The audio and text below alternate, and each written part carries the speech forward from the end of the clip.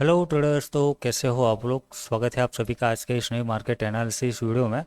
तो दोस्तों भी आज के इस वीडियो में हम देखने वाले निफ्टी और बैंक निफ्टी में क्या प्लान बन सकता है, कहाँ पर हम बायो सेलिंग का व्यू बना सकते हैं, ठीक है। और उसके साथ अभी तक क्या चला यहाँ पर देखने को मिला मार्केट के अंदर, है ना। और वो सब हम यहाँ पर थोड़ा सा शॉर्ट में यहाँ पर एनालिसिस देखेंगे, व्यू देखेंगे मार्केट का क्या बन सकता है, ठीक है। तो चलिए अभी बिना टाइम वेस्ट किए चार्ट की ओर चलते हैं और आज का मार्केट एनालिसिस वीडियो स्टार्ट करते हैं। तो देखो यहाँ पर अभी आपके सामने निफ्टी 50 का चार्ट 1 आवर टाइम फ्रेम के ऊपर लगा हुआ है। सबसे पहले लास्ट टाइम जब हमने मार्केट को एनालिसिस किया था, मार्केट आपका यहाँ कहीं ये चल रहा था, ठीक है। 25,500 के आसपास यहाँ से ऊपर कंटिन्यू वो मोमेंटम कर रहा था। लास्ट टाइम मैं आपको क्या बता के गया था यहाँ पर कि मार्केट अभी एक मतलब इम्पोर्टेंट रेसिस्टेंस एरिया के आसपास आ चुका है और हम यहाँ पर देखें तो लगातार मार्केट ऊपर जाता हुआ हमें देखने को मिल रहा है। एक हेल्थी कोई करेक्शंस देखने को नहीं मिल रहा है। तो उसके चलते हमने आपको कुछ यहाँ पर मतलब समझ रहे हो ना, डेटा और चार्ट के ऊपर कुछ फैशन पैटर्न यहाँ पर आपको मैंने दिखाया था कि प्रीवियसली हमें एक यहाँ पर मतलब जब मार्केट इसने साथ फॉल किया था तो मतलब पहले दिन यहाँ पर शार्प डाउनफॉल हमें देखने को मिला, दूसरे दिन यहाँ पर एक बड़ा सा गैप डाउन देके मार्केट नीचे कंटिन्यू बड़ा फॉल किया था। तो उसके चलते हमने यहाँ पर आपको कहा था कि ये जो गैप यहाँ पर बन रहा है वो मार्केट के लिए एक इम्पोर्टेंट रेसिस्टेंस बन सकता है। तो उसके चलते हमें यहाँ पर एक छोटा मोटा रिजेक्शंस देखने को मिल सकता है, ठीक है। वो तो चलो बाकी पुरानी बातें थी और उसको ध्यान में रखते हुए आज जो भी हो चार्ट पे मतलब यहाँ पर आप देख रहे हो, उसके बाद हमें यहाँ पर एक अच्छा खासा ठीक ठाक फॉल देखने को मिला। फॉल कितना देखने को मिला कि जितना हमने आपको बताया था कि मार्केट में एक नीचे से ट्रेंड लाइन आ रही है, मार्केट में उतना भी ऐसा नहीं है कि नेगेटिव ये क्रैश हो जाएगा। मैंने आपको कहा था कि मार्केट अगर ये नीचे आता है तो आप इस ट्रेंड लाइन के आसपास एक खरीदारी का मौका यहाँ पर देख सकते हो। मतलब मार्केट फिर से आपको निफ्टी बैंक निफ्टी जो भी हो, मैंने आपको कहा था कि मार्केट अगेन एक सपोर्ट लेता हुआ देखने को मिल सकता है। तो उतना बड़ा यहाँ पर एक्सपेक्टेशन मत रखना। और यहाँ पर आप देख भी रहे हो कि मार्केट निफ्टी आपका इस ट्रेंड लाइन के आसपास आया और वहीं पर ही सपोर्ट क्रिएट करके फिर से अगेन वो अपनी अपर साइड जर्नी तैयार कर रहा है ना। उस दिन भी मैंने आपको कहा था कि मार्केट कभी भी मतलब सीधी लाइन में ऐसे नहीं चलता है, समझ रहे हो ना। मार्केट कैसे चलता है, स्ट्रक्चर बनाते हो। जैसे यहाँ पर मैंने बनाया कि यहाँ पर ये ऐसे चल रहा है, अभी ये आ गया नेक्स्ट रेजिस्टेंस के पास तो एक रिजेक्शंस लेगा, रिजेक्शंस के साथ साथ वो अपना स्ट्रक्चर क्लियर कंप्लीट करेगा और फिर वो आगे जाके नेक्स्ट स्टेप उसका रहेगा अपसाइड जर्नी का, ठीक है। तो ये वैसे ही अभी फिलहाल बनता हुआ यहाँ पर हमें देखने को मिल रहा है, जो हम यहाँ पर पिछले वीडियो में एनालिसिस करके गए थे तो वैसा ही यहाँ पर होता हुआ देखने को मिल रहा है, ठीक है।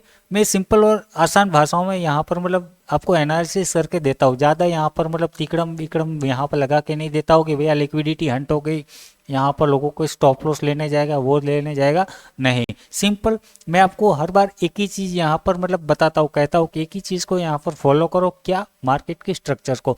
मार्केट स्ट्रक्चर अपने हिसाब से ही चलता रहेगा, है ना। कि वो स्ट्रक्चर मतलब उसको कंप्लीट करना है तो वो कोई भी बहाना वो ले लेगा, चाहे वो किसी वॉर का हो या किसी मतलब टैरिफ अपडेट का हो, है ना। वो सारा अपडेट वो अपने आप खुद मतलब उस न्यूज़ को ध्यान में रखते हुए वो अपना स्ट्रक्चर कंप्लीट करता हुआ निकल जाएगा, ठीक है।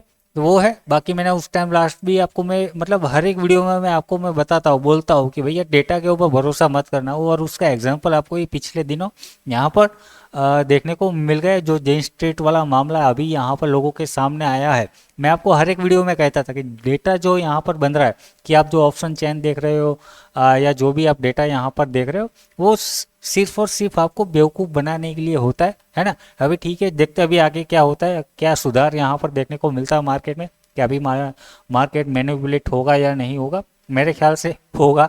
अभी भी ये सिर्फ एक ही प्लेयर नहीं था जेन स्ट्रीट, उसके अलावा और भी बहुत सारे लोग हैं जो मार्केट को मैनिपुलेट करते हैं। और क्या आपको लगता है कि मार्केट मतलब अपना ये जो सेबी जेन स्ट्रीट को बैन कर देगा और जेन स्ट्रीट मतलब दूसरे तरीकों से मार्केट में नहीं आ सकता क्या?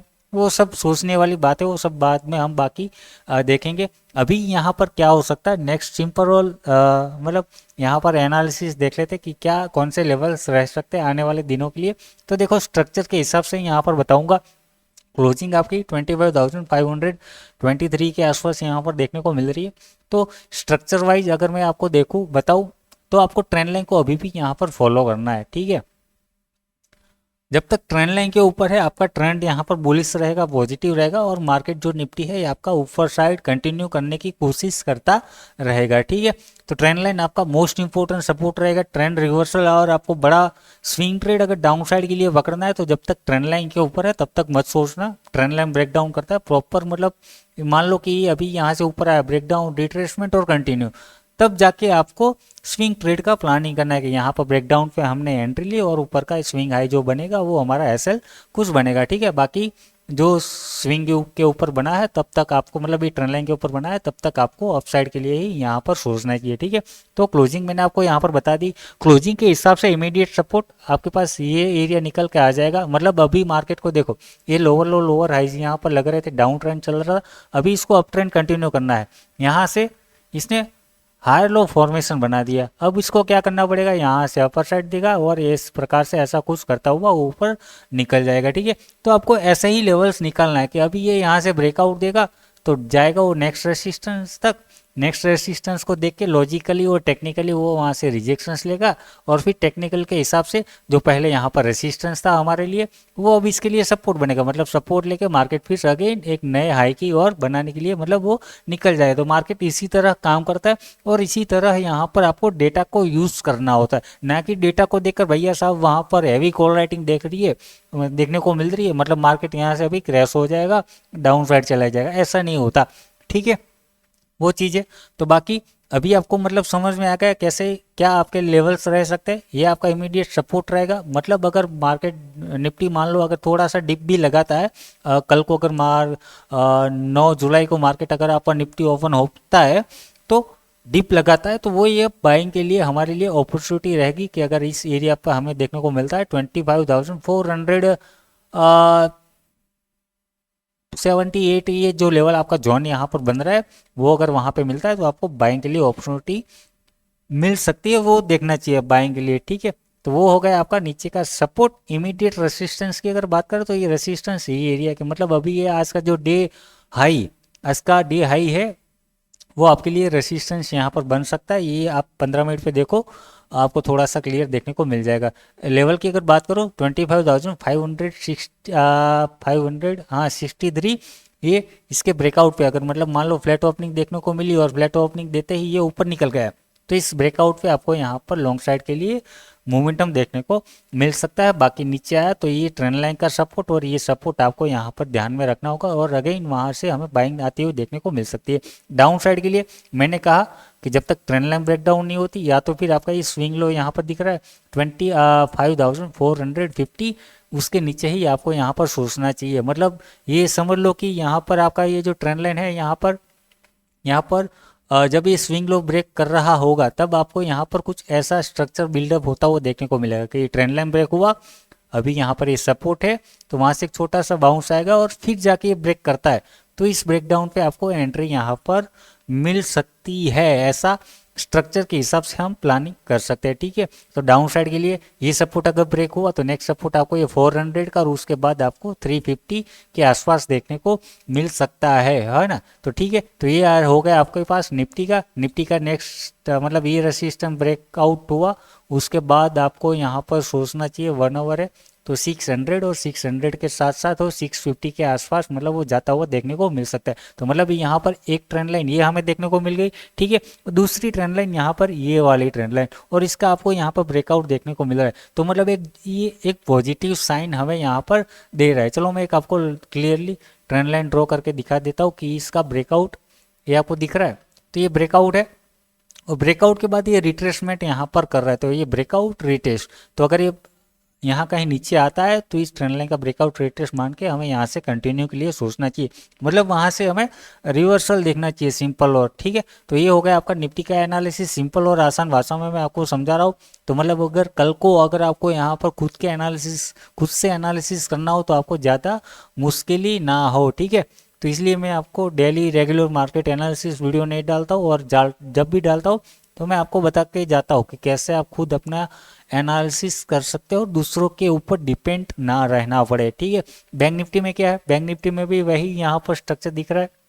लास्ट टाइम हम आपको क्या कह के गए थे, है ना, कि मार्केट यहाँ पर कुछ इस तरह से ट्रेंड लाइन का आगे रिजेक्शन या जो भी हो, अभी ऑल टाइम हाई है तो मार्केट यहाँ पर खुला आसमान है तो कहीं भी जा सकता है।